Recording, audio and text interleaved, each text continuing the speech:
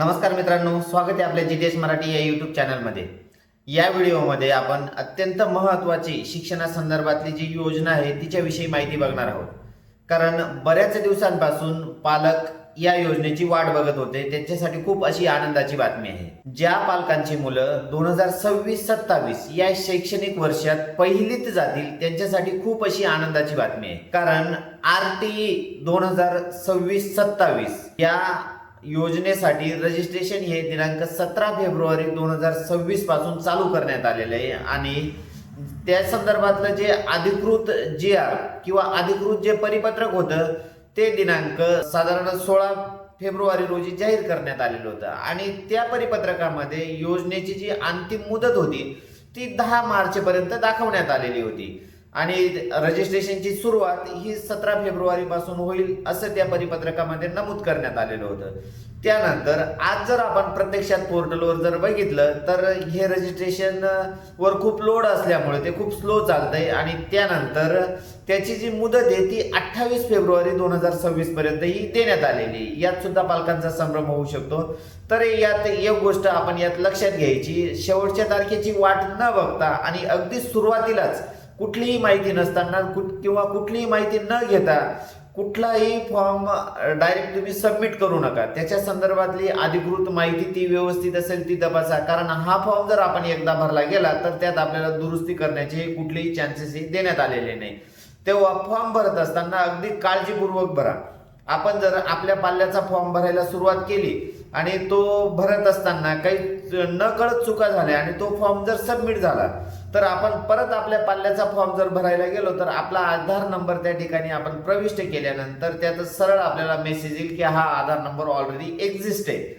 त्याच्यामुळे आपल्याला परत तो फॉर्म हा भरता येणार नाही। त्याच्यामुळे हा व्हिडिओ तुमच्यासाठी अत्यंत महत्त्वाचा आहे।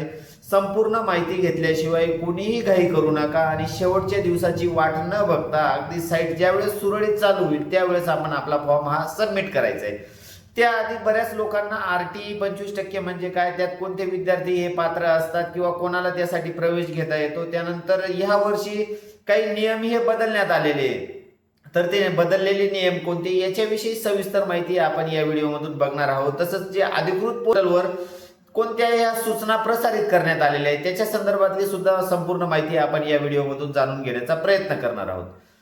त्याआधी तुम्ही जर जीटीएस मराठी या यूट्यूब चॅनलवर नवीन असाल तर जीटीएस मराठी या यूट्यूब चॅनलला सबस्क्राईब करा आणि अशाच नवनवीन व्हिडिओंची माहितीही मिळवत राहा। चला आपण बघूया आरटीई 25% म्हणजे काय। दरवर्षी शासन आरटीई 25% अंतर्गत म्हणजे राईट टू एज्युकेशन शिक्षणाचा अधिकार या अंतर्गत जे आर्थिक दुर्बल घटकातील जे मुलं आहेत त्यांना सुद्धा चांगल्या प्रतीचं शिक्षण हे मिळावं, जेणेकरून ज्या खाजगी शाळा आहेत, ज्या स्वयं अर्थसहाय्य करणाऱ्या म्हणजेच इंग्लिश मीडियमच्या ज्या चांगल्या शाळा आहेत त्या शाळांमध्ये आर्थिक दुर्बल घटकातील विद्यार्थ्यांना प्रवेश मिळावा आणि त्यात त्यांना चांगल्या प्रकारे शिक्षण घेता यावं यासाठी शासनाने आरटीई 25% ही योजना चालू केलेली आहे। तर आरटीई 25% म्हणजे काय, जर समजा एखाद्या शाळेची क्षमता जर 100 विद्यार्थ्यांची जर असेल तर अशा शाळेत साधारण 25% विद्यार्थी म्हणजेच 25 विद्यार्थी हे आर्थिक दुर्बल घटकातील हे त्यात निवडले जातील आणि त्यांचा शिक्षणाचा खर्च हा पूर्ण शासन उचलणार आहे। म्हणजेच ही योजना आर्थिक दुर्बल घटकातील जे विद्यार्थी आहेत त्यांच्यासाठी खूप महत्त्वाची अशी योजना आहे आणि यात जे पात्रतेचे जे निकष आहेत तर यात सर्व घटकातील विद्यार्थ्यांचा यात समावेश करण्यात आलेला आहे। म्हणजेच अगदी SC ST OBC या सर्व घटकातील विद्यार्थी या योजनेसाठी पात्र आहेत आणि जे जनरल सर्वसाधारण घटकातील जे विद्यार्थी आहेत ते सुद्धा यात हे पात्र आहेत, पण मग त्यांना फक्त एकच वयाची उत्पन्नाची अट ही देण्यात आलेली आहे। म्हणजेच अशा पालकांचं आर्थिक वर्षातील उत्पन्न हे साधारण 1 लाखाच्या आत असावे अशा विद्यार्थ्यांना सुद्धा या योजनेचा लाभ हा घेता येणार आहे। आणि ह्या वर्षापासून जे महत्त्वाचे बदल करण्यात आलेले आहेत त्यांची सुद्धा माहिती आपण या व्हिडिओमधून जाणून घेण्याचा प्रयत्न करणार आहोत। कारण दरवर्षी आरटीईचे फॉर्म हे भरत असताना आपल्याला कुठलंही कागदपत्र हे सबमिट करण्याची गरज नव्हती। अगदी आपल्या तोंडी माहिती देऊन सुद्धा आपण ते कागदपत्रांची म्हणजेच तो फॉर्म आपण भरत असू, आणि जेणेकरून ज्यावेळेस आपल्या पाल्याचं सिलेक्शन होतंय त्यावेळेस आपल्याला ती कागदपत्रे ही सबमिट करावी लागत होती. पण ह्या वर्षापासून आपल्याला ती कागदपत्र ही अपलोड करावी लागणार आहेत, तरच आपला फॉर्म हा सबमिट होईल. आणि त्यानंतरचा खूप महत्त्वाचा असा बदल म्हणजे आपल्याला फक्त आपल्या घराच्या अंतरापासून 1 किलोमीटरच्या आतील ज्या शाळा असतील त्याच निवडता येणार आहेत. या आधीची सिस्टीम अशी होती, आपण आधी 1 किलोमीटरच्या आतील कुठल्या शाळा येतात त्यांची निवड करता येत होती. त्यानंतर 2 ते 3 किलोमीटरच्या अंतरातील ज्या शाळा आहेत त्यांची निवड करता येत होती. त्यानंतर 3 किलोमीटरपेक्षा अधिक अंतराच्या ज्या शाळा आहेत त्यांची सुद्धा निवड ही करता येत होती. पण ह्या वर्षापासूनची जी अट आहे ती फक्त 1 किलोमीटरच्या आतील विद्यार्थ्यांनाच RTE फॉर्म हे भरता येणार आहेत. असा महत्त्वपूर्ण बदल ह्या वर्षी हा करण्यात आलेला आहे. आणि हा फॉर्म भरत असताना आपल्याला त्या पाल्याच्या वडिलांचे आधार कार्ड किंवा आईचे आधार कार्ड सुद्धा हे फॉर्म भरते वेळी आपल्याला अपलोड करावे लागणार आहे. आपण बघू शकतो RTEच्या अधिकृत पोर्टलवर या फॉर्म भरण्यासाठी काही या सूचना देण्यात आलेल्या आहेत. त्यांची माहिती आपण काटेकोर बघूया. RTE 25% ऑनलाईन प्रवेश अर्जाची स्थिती पाहत असताना सर्व्हरच्या क्षमतेपलीकडे जाऊन पोर्टल स्लो होऊ शकते. त्यामुळे पालकांनी संभ्रमात न पडता काही वेळाने पुन्हा प्रयत्न करा. ज्या वेळेस आपण RTEचा फॉर्म भरणार आहे त्यावेळेस सुरुवातीला त्याच्यावर खूप लोड येऊ शकतो. त्याच्यामुळे काही वेळेस ही साईट स्लो पण चालू शकते किंवा स्क्रॅच पण होऊ शकते किंवा काही वेळाने पुन्हा सुरळीत पण चालू होऊ शकते. अशा वेळी पालकांनी संभ्रमात न पडता थोड्या वेळाने परत प्रयत्न करून आपला अर्ज हे भरू शकतात. कारण बऱ्याच वेळा पालकांना असं वाटतं की ही फेक साईट आहे किंवा ही साईट चालतच नाही, किंवा काही पालक मग अशा वेळेस आपला फॉर्म भरणं अर्धवटच सोडून त्याकडे दुर्लक्ष करतात. अशाही घटना होतात. तर अशा वेळेस सुद्धा ही सूचना देण्यात आलेली की ज्यावेळेस साईट पूर्ववत किंवा व्यवस्थित चालू असेल त्यावेळेस तुम्ही आपला फॉर्म हा सबमिट करू शकता. त्यानंतर एक सूचना या खाली दिलेल्या आहेत त्या आपण बघूया. RTE प्रवेश प्रक्रिया 2026-27 या वर्षाकरता पालकांनी अर्ज भरण्यास सुरुवात झाली आहे. पालकांनी पुढील सूचना पाळूनच अर्ज भरून पूर्ण करावा. पालकांनी अर्ज भरताना आपल्या राहत्या निवासाचा पूर्ण पत्ता आणि गुगल लोकेशन पुन्हा तपासून पाहावे. पूर्ण अर्ज बरोबर असल्याची खात्री झाल्याशिवाय अर्ज सबमिट करू नये. म्हणजे ज्या वेळेस आपण पत्त्याचा पुरावा देत असतोय त्यावेळेस आपल्याला गुगल मॅपवरून आपलं लाईव्ह लोकेशन हे दाखवावं लागतं. तर ते आपल्याला अचूक निवडायचं आहे. आपण ज्या ठिकाणी राहतोय ते आपल्याला अचूक निवडल्यानंतरच आपण शाळेपासून हवाई अंतर हे त्याच्यात काउंट केलं जातं. म्हणजे डायरेक्ट सरळ त्यात जर आपण 1 किलोमीटरच्या आत जर आपण त्या शाळेपासून असू तरच आपल्याला ती शाळा ही दाखवणार आहे, अन्यथा आपल्याला ती शाळा त्या ठिकाणी दाखवणार नाही. ही गोष्ट पालकांनी या ठिकाणी लक्षात घ्यायची. त्यानंतर आपल्या बालकाचा अर्ज भरत असताना जन्मतारखेवरील जन्मदिनांक लिहावा. एकदा भरलेली जन्मतारीख पुन्हा बदलता येणार नाही. म्हणजे काळजीपूर्वक आपल्याला अर्ज भरायचा आहे. एकदा आपण जन्मतारीख टाकली आणि तो का अर्ज आपण सबमिट केला तर आपल्याला परत ती जन्मतारीख बदलवण्याचा चान्स हा देण्यात आलेला नाही. त्यानंतर सन 2026-27 साठी फक्त 1 किमी पर्यंतच्या शाळा उपलब्ध होतील. प्रवेश पात्रतेसाठी आवश्यक असणारी सर्व कागदपत्रे फॉर्म सबमिट करताना अपलोड करणे हे आवश्यक आहे. अर्ज भरत असताना आवश्यक कागदपत्र पालकांनी तयार ठेवावेत. लॉटरी लागली आणि कागदपत्र नसतील तर प्रवेश रद्द होऊ शकतो, याची नोंदही पालकांनी घ्यायची. त्यानंतर 6वी सूचना दिलेली आहे. अर्ज भरून झाल्यावर जर तो चुकला आहे असे समजले तर पहिला अर्ज सबमिट करण्यापूर्वी डिलीट करावा आणि नवीन अर्ज भरावा. म्हणजे या ठिकाणची सूचना आपण व्यवस्थित लक्षात घ्यायची. म्हणजेच ज्या वेळेस आपण अर्ज हा पूर्णपणे भरतोय आणि तो तपासूनच आपण सबमिट करायचा आहे, अन्यथा आपल्याला कुठलाही बदल करण्याचा त्यात चान्स हा मिळणार नाही. म्हणूनच त्यासाठी ही अत्यंत आवश्यक अशी सूचना ही देण्यात आलेली आहे.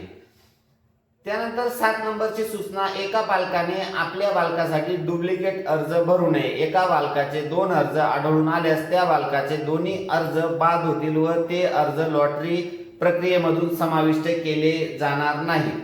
म्हणजे ही गोष्ट पण पालकांनी लक्षात घ्यायची. एकदा का आपण आपला अर्ज हा सबमिट केला तर आपल्याला दुसरा अर्ज हा भरता येणार नाही. ही गोष्ट या ठिकाणी पालकांनी लक्षात घ्यायची. म्हणजेच ज्या वेळेस आपण असा अर्ज भरत असतो त्यावेळेस तर आपल्याला ते नाव आणि आधार कार्ड जर आपण एकदा त्या ठिकाणी रजिस्टर केलं तर आपल्याला तो अर्ज हा सबमिट करताच येत नाही. पण काही वेळेस आपण नावाच्या स्पेलिंगमध्ये थोडा बदल करून काही पालकांनी असे अर्ज भरण्याचा हा प्रयत्न केलेला आहे. थोडा नावाच्या जर स्पेलिंगमध्ये आपण बदल केला तर असा अर्ज हा सबमिट होतोय. पण अशा अर्जांची तपासणी ही त्या अंतर्गत केली जाणार आहे. त्याच्या संदर्भातली सुद्धा सूचना आपल्याला पुढे दिलेली ती सुद्धा आपण बघणार आहोत. म्हणजेच आपल्याला डुप्लिकेट अर्ज हा कुठल्याही परिस्थितीत भरता येणार नाही. त्यानंतर 8 नंबरची सूचना दिलेली आहे, अर्ज भरल्यावर पालकांनी अर्ज क्रमांक, अर्जात लिहिलेला मोबाईल नंबर आणि अर्जाची प्रत स्वतःजवळ लॉटरी प्रक्रिया होईपर्यंत जपून ठेवावी.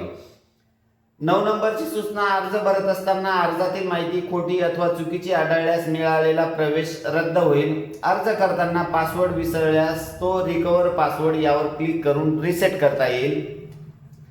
त्यानंतर 11 नंबरची सूचना या ठिकाणी रेड मध्ये हायलाइट केलेली आहे. म्हणजेच आपण कालच्या परिपत्रकामध्ये जी लास्ट डेट होती ती वेगळी दाखवण्यात आलेली आहे आणि आजच्या या सूचनेमध्ये ती वेगळी दाखवण्यात आलेली, याची सुद्धा नोंद पालकांनी घ्यायची आहे. RTE 25% 2026-27 या वर्षाकरता पालकांनी ऑनलाईन अर्ज भरण्याची मुदत 28/2/2026 पर्यंत ही देण्यात आलेली आहे. दिव्यांग बालकांना अर्ज भरण्यासाठी दिव्यांगत्वाचे प्रमाणपत्र 40% आणि त्यापुढील ग्राह्य धरण्यात येईल. म्हणजे 40%च्या पुढील जर अपंगत्व असेल तर तेच ग्राह्य धरण्यात येईल. सन 2026-27 वर्षाकरता निवासी पुरावा म्हणून गॅस बुक रद्द करण्यात आलेले आहे. गॅसचं पुस्तक हे निवासीचा पुरावा म्हणून चालणार नाही. सन 2026-27 या वर्षाकरता निवासी पुरावा म्हणून बँकेचे पासबुक दिल्यास फक्त राष्ट्रीयकृत बँकेचे पासबुक ग्राह्य धरता येणार आहे. त्यानंतर अर्ज भरताना लोकेशन चुकू नये म्हणून गुगल मॅपवर पत्ता टाकून मिळालेले लॅटिट्यूड लॉंगिट्यूड प्रवेश अर्जावर टाकल्यास लोकेशन चुकणार नाही. या पद्धतीच्या अत्यंत महत्त्वपूर्ण अशा सूचना या ठिकाणी आपल्याला या देण्यात आलेल्या आहे. ही RTEची अधिकृत साईट आहे, त्याच्यातच दिलेल्या ज्या सूचना आहेत त्यात आपण बघतोय. त्यानंतर ह्या सूचना वाचल्यानंतर आपल्याला जर अर्ज भरायचा आहे तर त्या ठिकाणी आपण ऑनलाईन ॲप्लिकेशन या टॅबवर क्लिक करायचं. ऑनलाईन ॲप्लिकेशन टॅबवर क्लिक केल्यानंतरच पुढील अर्जाची लिंक ही ओपन होईल आणि त्यानंतर आपण आपला अर्ज हा भरू शकतो. प्रत्यक्षात साईट सुरळीत झाल्यानंतर आपण आपल्या YouTube चॅनलवर अर्ज कसा भरायचा याच्या संदर्भातला एक लाईव्ह डेमो अंतर्गत व्हिडिओ बनवणारच आहोत. तेव्हा GTS मराठी या YouTube चॅनलला सबस्क्राईब करून बेल आयकॉनवर क्लिक करून ठेवा, जेणेकरून तुम्हाला पुढील व्हिडिओ बनल्यानंतर लगेच त्याची नोटिफिकेशनही मिळणार आहे. चला आपण ऑनलाईन ॲप्लिकेशन या टॅबवर क्लिक केल्यानंतर पुढील पेज कसं ओपन होतंय ते बघू. यात या पद्धतीचं पेज आपल्या समोर ओपन होणार आहे. यात न्यू रजिस्ट्रेशनची लिंक ही ओपन झालेली आहे. म्हणजेच आपल्याला अर्ज हे आता सध्या भरता येणार आहे. त्यानंतर या ठिकाणी जाऊन आपल्याला क्लिक करायचे, आपला डिस्ट्रिक्ट निवडायचे, आपल्या पाल्याचं नाव असेल ते सुरुवातीला last name, first name, middle name आणि चाइल्ड डिसॅबिलिटी. मुलाचं जर अपंगत्वाचं प्रमाणपत्र असेल तर यस म्हणायचंय, नसेल तर नो म्हणायचंय आणि मुलाची या ठिकाणी जन्मतारीख टाकायची. जन्मतारीख टाकल्यानंतर ती ऑटोमॅटिक या ठिकाणी काउंट होणार आहे ना आज रोजी आपल्या पाल्याचं वय किती ते सुद्धा त्या ठिकाणी दिसणार आहे.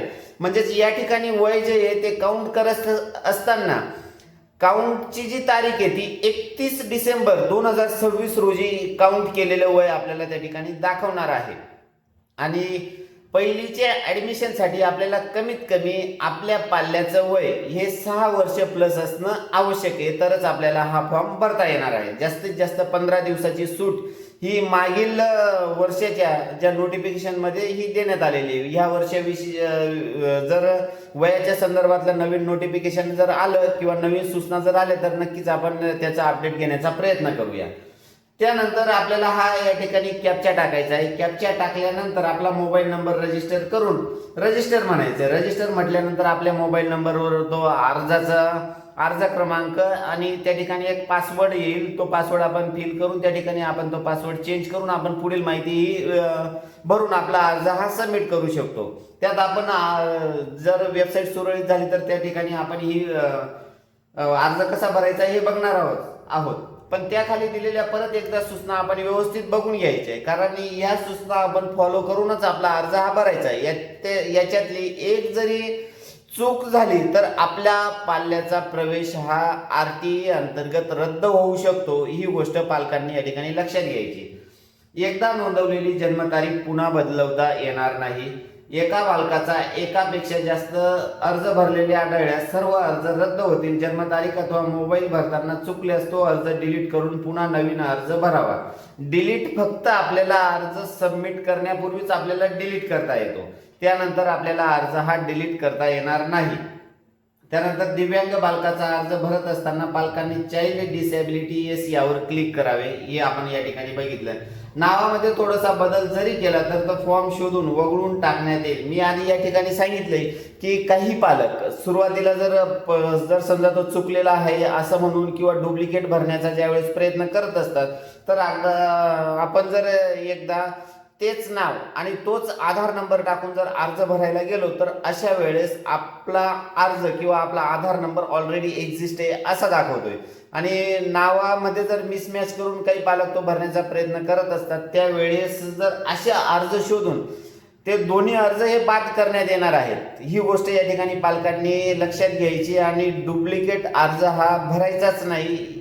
आणि जो अचूक अर्ज आहे तो एकचदा हा सबमिट करायचा आहे. या ठिकाणी आपल्याला त्यांनी नावामधले जे काही स्पेलिंग दाखवलेले आहेत, अभिजितचं स्पेलिंग या ठिकाणी दाखवलेले आहे आणि अभिजित आर सेम, म्हणजे ह्या वेळेस जर अभिजित नावाचे दोन व्यक्ती असतील थोडेसे स्पेलिंग मिसमॅचच्या संदर्भात, तर ते दोन्ही अर्ज हे तपासले जातील. त्यानंतर समीक्षा आणि समीक्षा दोघांमध्ये डबल आणि आयचा फरक. त्यानंतर नितीन या ठिकाणी डबल किंवा एक सिंगल या पद्धतीचे स्पेलिंग आपल्याला दाखवलेले आहे. अनुप अनुप आणि अनुपाचे 3 स्पेलिंग दाखवलेले आहे. विक्रमचे 3 स्पेलिंग दाखवलेले आहेत. अशा सर्व शक्यता सिस्टीम मध्ये शोधून म्हणजेच सेम नावाचे सगळ्या शक्यता त्या ठिकाणी आधी त्या चेक केल्या जातील. शोधून तो फॉर्म वगळून टाकण्यात येईल. Check list, date of birth, बालकाचे पहिले नाव, वडिलांचे नाव, आडनाव आणि आईचे नाव या सगळ्या गोष्टी त्या ठिकाणी या चेक होणार आहे. तरच तो फॉर्म त्या ठिकाणी ग्राह्य धरण्यात येणार आहे. तर RTEच्या फॉर्मच्या संदर्भात अशी अगदी महत्त्वपूर्ण अपडेट आपण GTS मराठी या YouTube चॅनलच्या माध्यमातून देण्याचा प्रयत्न केलेला आहे. तेव्हा पालकांनी अगदी शेवटच्या तारखेची वाट न बघता आणि सुरुवातीला सुद्धा अगदी घाई गडबडीत चुकीचा फॉर्म न भरता साईट ज्या वेळेस पूर्णपणे सुरळीत होईल अशा वेळेस अगदी अचूक फॉर्म भरून RTE 25% अंतर्गत आपल्या पाल्याचा प्रवेश हा निश्चित करू शकता. तर तुम्हाला माहिती कशी वाटली मित्रांनो हे कमेंटमध्ये नक्की कळवा. आणि RTEचा फॉर्म भरत असताना आपल्या मनात जर काही शंका असतील तर त्या कमेंटमध्ये नक्की विचारा. आपण प्रत्येक कमेंटला उत्तर देण्याचा प्रयत्न करत असतो. धन्यवाद मित्रांनो.